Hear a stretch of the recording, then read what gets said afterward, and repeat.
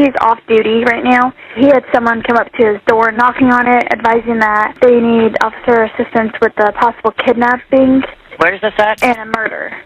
This chilling 911 call set off a chain reaction that would quickly spiral into a chaotic scene that no one could have anticipated. On the night of October 19th, 2021, a state trooper in Evansville, Indiana, opened his door to find a panicked woman clutching a hammer and begging for help. She had just escaped from something horrible down the street and spotted the officer's cruiser parked out front. The woman was Cynthia Winesapple, and what she had just witnessed would spark one of the most disturbing cases the town had ever seen. What you got? She sat on a dead body. Okay? Other officers soon arrived at the residence on Stinson Avenue, but nothing could have prepared them for what was waiting inside. Is it that White House? Yeah. I think they're crazy. By the end of the night, police were dealing with something out of a horror movie. 2 people were dead. One person was badly hurt and rushed to the hospital, and one person was arrested on the spot. But this was only the beginning. As detectives dug deeper, they uncovered a twisted web of lies, violence, and pure evil. And the truth was darker than anyone could have imagined. What's going on here? I was hanging out with this girl that I was supposedly working with, and she brought me over here to help her clean her house, and just psychotic, man. They've got a dead body I sat on. I thought it was a couch. Like, I felt hair when I went to sit down. And it felt funny to sit down, and then I went like that.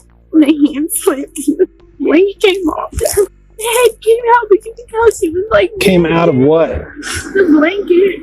They was just acting like everything was just a normal day. Around 11 p.m., Evansville police officers, along with the sheriff's department and state police, quickly surrounded Heidi's home. They used loudspeakers to command everyone inside to come out. Come to the door now! We got to contact the front door. Full traffic. Soon, a man named Jason Harvey, the homeowner, walked out peacefully with his hands up. He cooperated fully with the officers and told them that his 2 teenage children were sleeping upstairs. He seemed genuinely shocked by the situation and was completely unaware of the terrible events that had taken place. Jason told officers that he had been sleeping because he had kidney stones and was in a lot of pain. He only woke up because of the sirens, lights, and loudspeakers outside. After asking him a few more questions, police were satisfied that he and his children were not involved.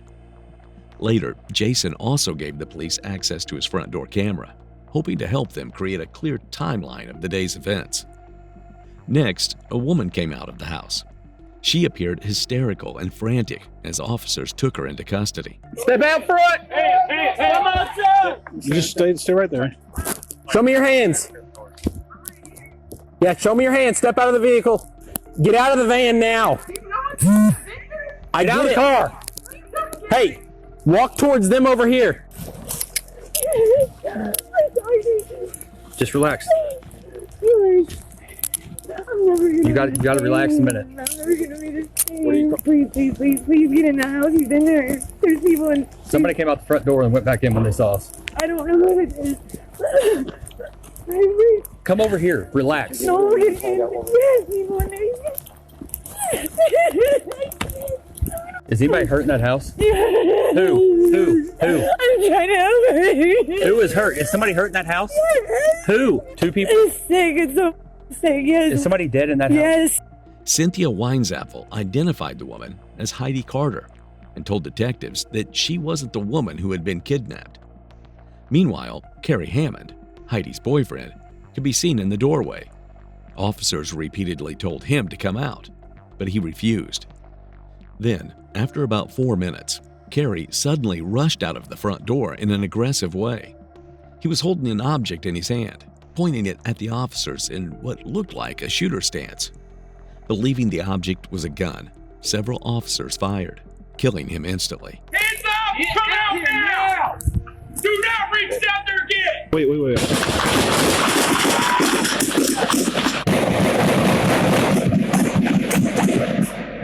Escalated quickly? Yeah. Later, it was found that the object in Kerry's hand was not a weapon at all, but a selfie stick bent into the shape of a firearm. Police thought Carrie might have done this to provoke the officers into shooting him. We took some still images to give you a better idea of the officer's perspective of what they were seeing. This is the individual in the doorway here. If you notice this right here, these are his arms extended out. Okay? This object right here, that is what he has in his hand. Again, coming out of the doorway, arms are raised. This entire time, officers are giving multiple, clear, loud verbal commands. Again, this is what an officer perceives right here. This is what we call, this is a standard shooter stance. The individual is facing officers. Again, keep in mind, even though this is the dash camera right here recording this, there are officers over here by this vehicle. But earlier when we saw the officer body camera footage, this officer is standing over here. So he is actually, when he comes out, he's actually pointing at the officers who are over here on this side, and what appears to be a gun in his hand as he's coming out the door. The suspect is deceased and we can't ask him these type of questions, but when you are surrounded by police officers and you come out with an object that appears to be a gun and you're pointing it like it's a gun, I hate to use the word assume, but I can only assume that that is going to, in somebody's mind, go, this is going to get me shot. This is going to get me killed. We call these type of situations suicide by cop. With Carrie no longer a threat and Heidi in custody, officers felt it was safe to enter the house. They first checked on Jason's children upstairs, confirming they were safe, and then brought them out. Police department, if you're upstairs, make yourself known now. Kids, come out! Keep coming down. Come out to the stairs! You're okay, come downstairs, the hands up. I'll go contact. Yep. Hands up, keep coming, Guys, you're watch good. your guns, watch your guns, watch your guns, watch your Keep coming. guns. Come on, kids, come on, guys. Come on out, kids. Hey, Guys, come come on, over here, make a right? hole. Come over here, make a hole. Come on, guys. Inside Heidi's part of the house, officers made a horrifying discovery in the bedroom. A woman, severely beaten, tied up, and shackled, was lying in a pool of blood. She was still alive, but had visible injuries and was taken to the hospital right away. After getting a search warrant, officers searched the rest of the house. In the dining room, they found the lifeless body of a man. He had been restrained, duct-taped, beaten, and strangled to death. The man and woman were later identified as Tim Ivey and Amanda Seavey. But who were they? And how did they end up at the center of such a brutal scene? The disturbing chain of events began in the early hours of October 19, 2021. At around 3:44 a.m., Amanda Seavey and her boyfriend, Tim Ivey, arrived at Heidi Carter's home on Stinson Avenue. Amanda had connected with Heidi through an LGBTQ dating app, and the three had planned to engage in activities. I met her on a lesbian dating app, and we were trying to arrange to get together. I mean, it's not anything we hadn't done before. Once inside, things quickly took a dark turn. The group smoked crystal meth together and then watched graphic videos, one of which was an especially horrifying snuff film that appeared to show a woman being killed, followed by a disturbing scene of sexual violence. After watching the videos, the group began the encounter they had originally planned, with Heidi and Amanda engaging in sexual activities while Tim watched. But it spiraled into something far more sinister when Tim joined in too. At around 7:30 a.m., their activities were suddenly interrupted by a loud banging on the bedroom door. Heidi's boyfriend, Kerry Hammond, had just come home, and when he saw what was happening, he lost control. Kerry kicked down the door, stormed in, and grabbed a baseball bat.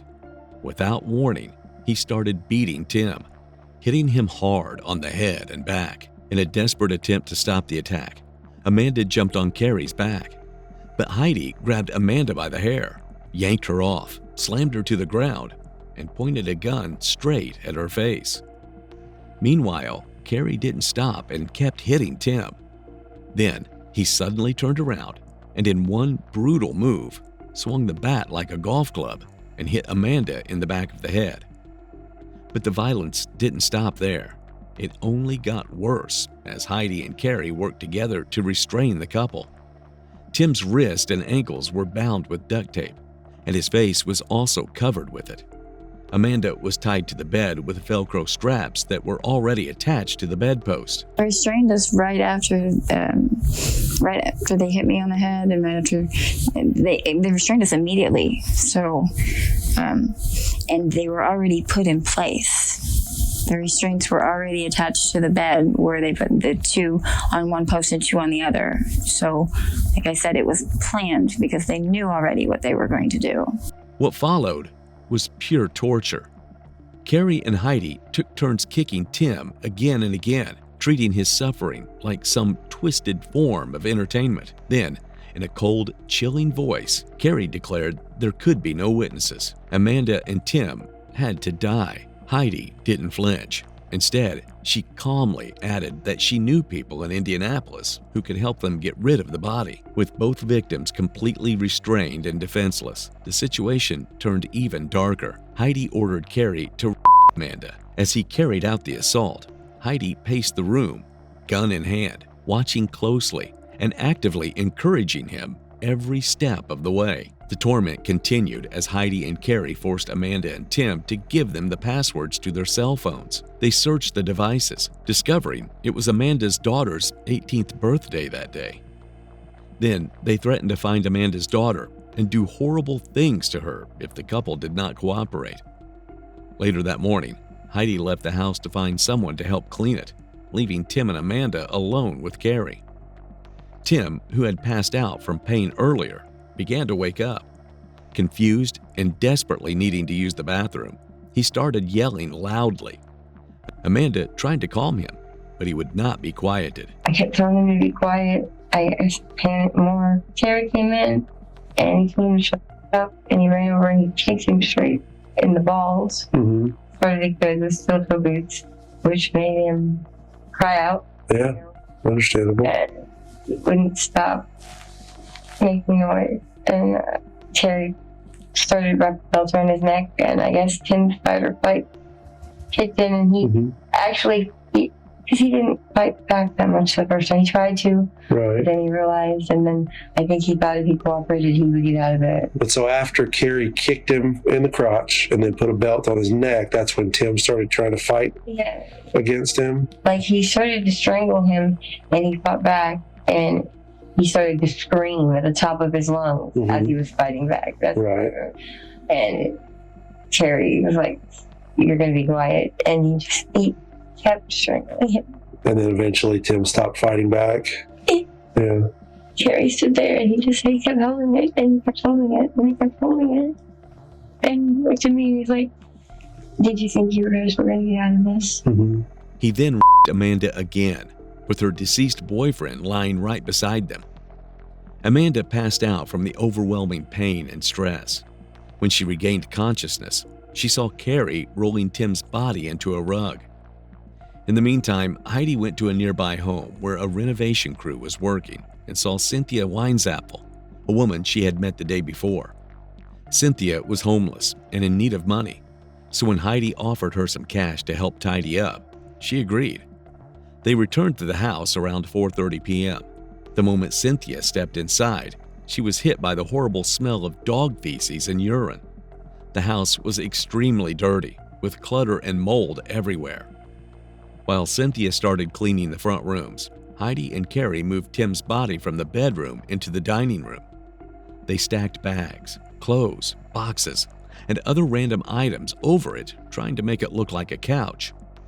After cleaning for a while, they ordered pizza. It arrived around 10:30 p.m., and the three of them sat in the dining room to eat. That's when Cynthia started noticing something wasn't right. She heard strange noises resembling faint cries coming from the back bedroom. I kept hearing like a whisper. I kept hearing these noises throughout the night. I honestly thought it was this little girl that was upstairs. But then she was downstairs whenever I heard it this last time, and I was like, what was that? She also noticed what looked like blood on Heidi's shoes. And even more disturbing, Cynthia spotted a hidden gun tucked on Heidi's person. Things got worse when Heidi told Cynthia to sit on the makeshift couch. As Cynthia moved toward it, one of the dogs sniffed the pile and quickly backed away. Still unsure, Cynthia sat down.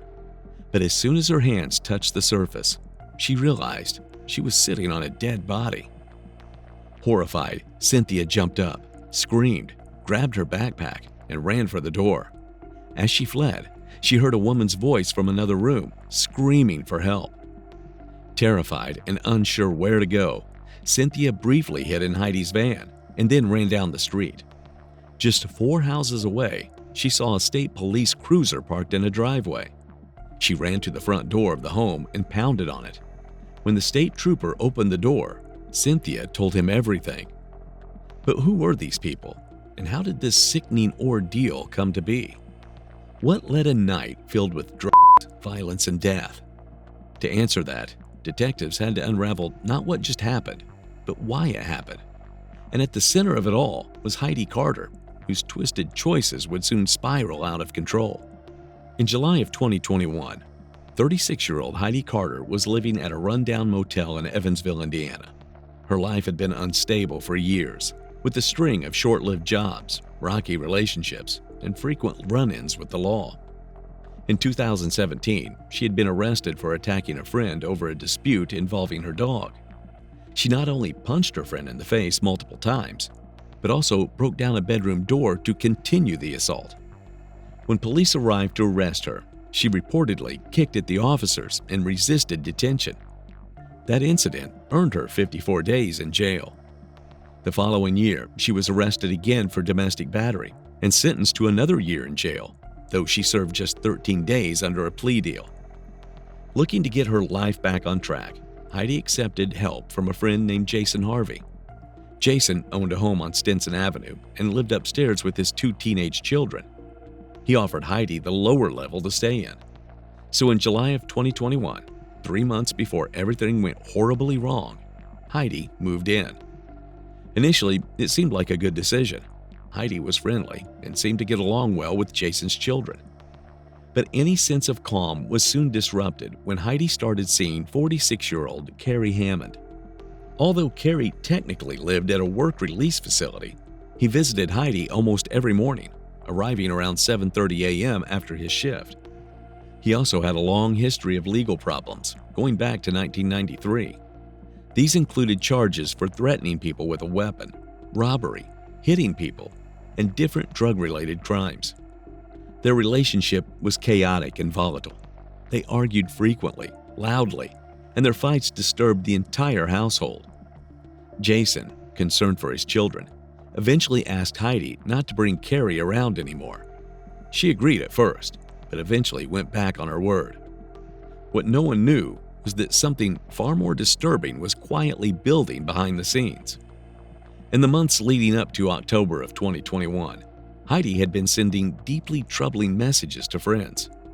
In June, she wrote that she and Carrie were looking for a pet, someone they could control anytime, all the time, and do what they want. By July, she described herself as a sociopath who enjoyed righteous violence, meaning she liked seeing bad things happen to people she thought deserved it. In August, her messages grew darker. She said she wanted a pet to use and abuse, then sell or dispose of her. And by late September, she was urging Carrie to bring the pet home if he ever found someone. These disturbing thoughts led Heidi to place a classified ad on an LGBTQ dating app in October of 2021. She was looking for a woman to join her and Carrie in sexual activities. At the same time, Amanda Seabeat and her boyfriend, Tim Ivey, had posted a similar ad, hoping to meet another woman. This is how Heidi and Amanda connected. They began talking and discussed the idea of meeting in person. Heidi seemed interested, but warned that Carrie might not be okay with it. Still, the two chatted for 5 days. At one point, Heidi told Amanda that she had broken up with Carrie, making it seem like the meetup was safe. Amanda and Tim had no idea that what they thought would be a harmless encounter was actually the beginning of a nightmare. After her arrest on October 19, 2021, Heidi Carter was taken into custody. She was transported to the Evansville Police Department and interviewed by detectives for approximately 2 hours. From the start, Heidi attempted to downplay her involvement, shifting the blame entirely onto her boyfriend, Carrie Hammond, You said you sort of tried to stop him from beating them. Yeah. Did you call 911? No. Did you try to at any point? I didn't even say nothing to him about it. No. Okay. No. I mean, this man's threatening my kids. Like, did you tell him? Did you tell him to stop? Did you try to like physically make him stop? To the best that I'm able to.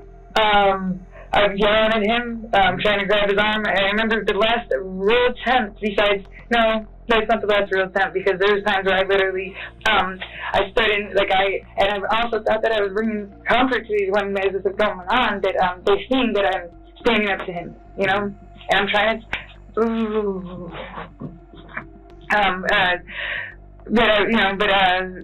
when in the very beginning of all this is you're referencing towards, me yelling at him, I just remember I tried to grab at his arm, and he he reared back, and I just seen this crazed animal look in his eye, and man, he's crazy. She claimed Carrie had made it clear early on that there would be no witnesses and that both Amanda Seaby and Tim Ivey had to die. Heidi described herself as a frightened bystander who only pretended to help restrain the victims out of fear for her own safety. Did you ever put your hands on Amanda or Tim in any way? Did you help put her in the restraints? Mm-mm. And then did you put tape on either one of them? Mm-mm. No. No, but did you put any kind of plastic over Tim's head? No. No. No. Did he do that? Yeah. What plastic? There's a Spider-Man thing that he had covered him with. Mm-hmm. Spider-Man thing. He peed on him. Did you ever make any threats towards either one of them? No. Like verbal threats? Did you do anything to them? No. I basically, I don't know how to say, when he was doing things, I basically, I wouldn't say reinforced it, but it's he's but I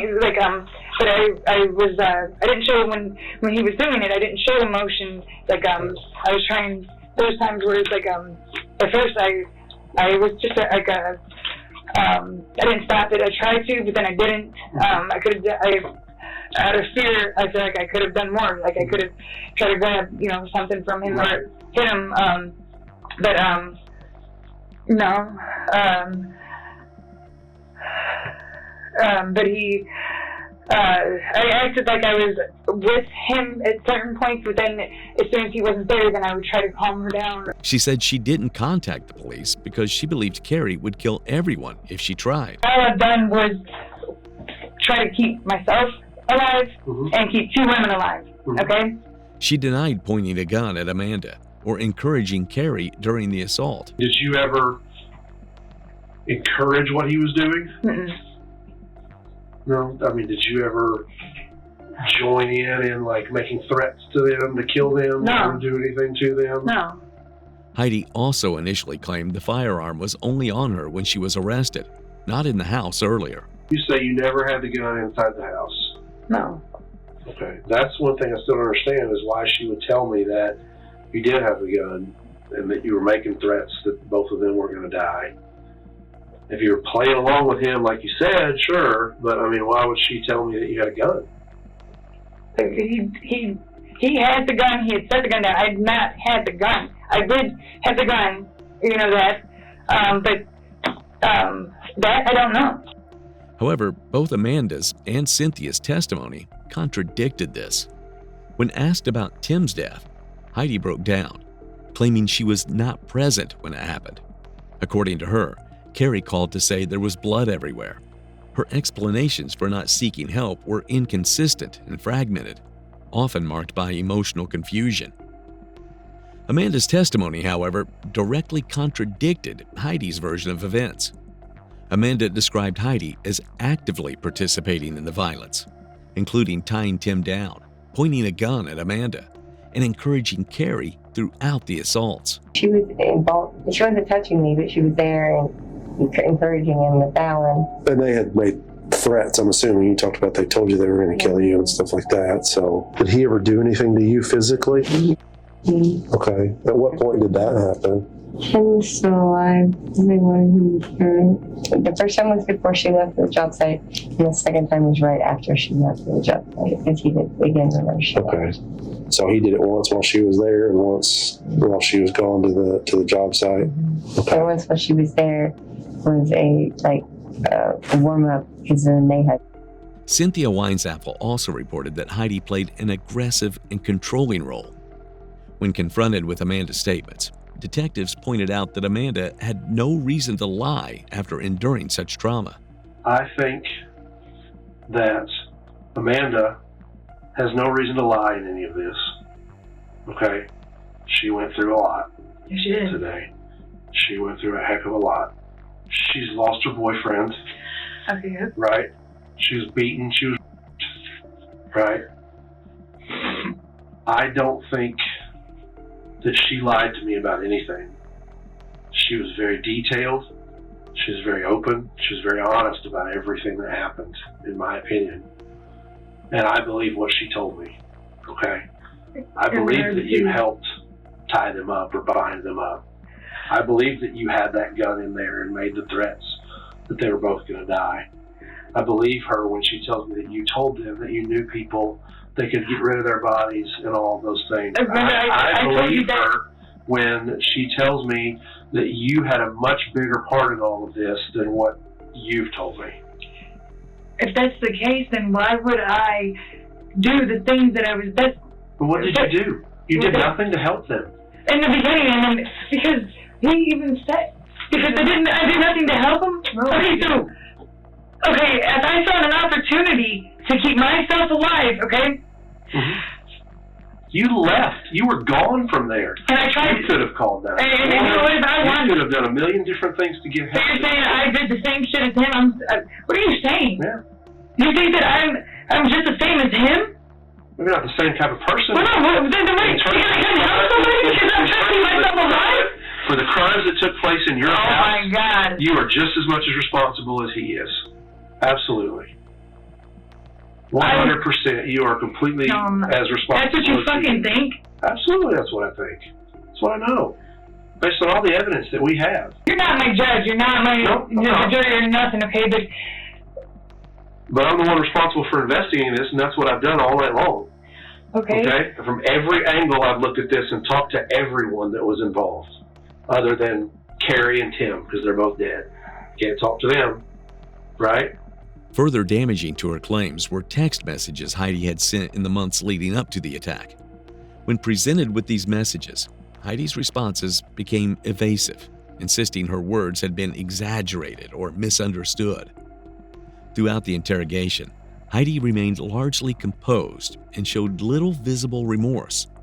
Her cold demeanor, combined with her prior criminal history and disturbing messages, significantly undermined her defense. Just a few days after the heinous crime, Heidi Carter was charged with murder, felony murder, 2 counts of 3 counts of criminal confinement, carrying a handgun without a license, assisting a criminal, and abuse of a corpse. Her first trial began in November of 2022. The court saw over 120 pieces of evidence, including the baseball bat, body camera footage, and Heidi's 2-hour interrogation video. After 12 hours of discussion, the jury could not agree on most of the serious charges, leading to a hung jury and a mistrial. Heidi was only found guilty of a misdemeanor for carrying a handgun without a permit. A retrial was scheduled for February 2023. The prosecution refiled the murder and other charges. This time, new evidence was allowed: 600 messages from Heidi's Facebook account. These messages showed her bragging about violent fantasies and wanting to act them out. After a relatively short retrial, the jury discussed the case for 7 hours and found Heidi Carter guilty on all 6 charges. She was sentenced to 65 years in prison for murder, 40 years for each conviction, and 16 years for each criminal confinement charge. Since the sentences will run concurrently, Heidi will serve a total of 65 years. With credit for time served, she will likely spend the rest of her life in prison. She needed to pay for her part in it because she was acting like she was a victim, and Tim was the victim. I was the victim, but she wasn't in any way, shape, or form a victim. It was never a murder that's not horrible, but the sadisticness, if that's a word, of this case is just really extreme. And I think it called for the extreme sentence that you got. On May 30th, 2024, the Court of Appeals of Indiana affirmed Heidi Carter's conviction. The appeals court found that there had been sufficient evidence to support her conviction and rejected her argument to dismiss the murder charge. The messages, the witnesses, the physical evidence all pointed to her shared responsibility in a crime that prosecutors described as one of the most sadistic ever prosecuted in Vanderburgh County.